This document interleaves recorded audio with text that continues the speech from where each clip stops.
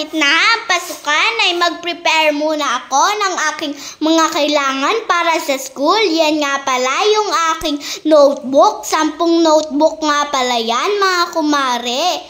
At yan nga pala yung aking pencil case. Nagtataka nga pala ako, mga kumare, bakit violet ang nagustuhan ko ngayong kulay. Pati yung aking pencil case, payong ay violet.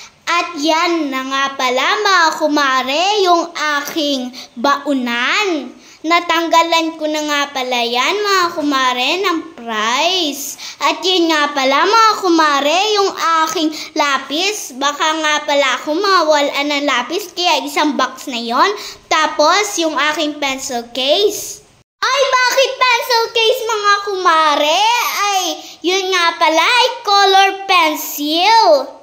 At meron din akong plastic cover para sa aking mga books. At yan nga pala, mga kumare, yung aking sapatos.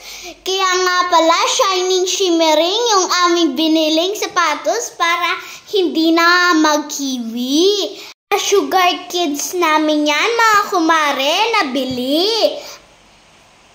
At yan yung aking baunan ng tubig. Pwede nga pala yan, hot and cold, dahil yan ay aqua flask. At yan nga palang isa ay free dun sa aking bag.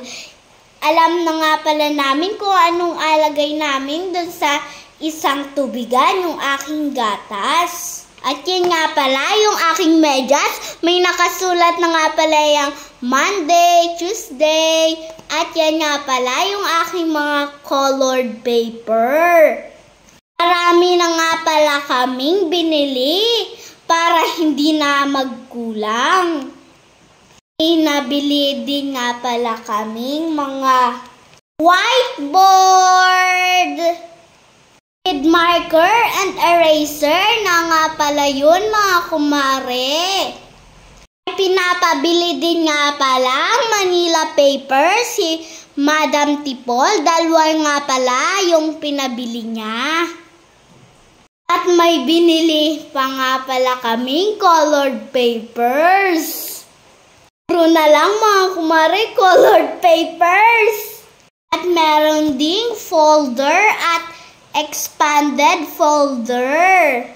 Jacket na nga pala yan, mga kumare. Yun nga pala yung request ni Madam. Expanded envelope.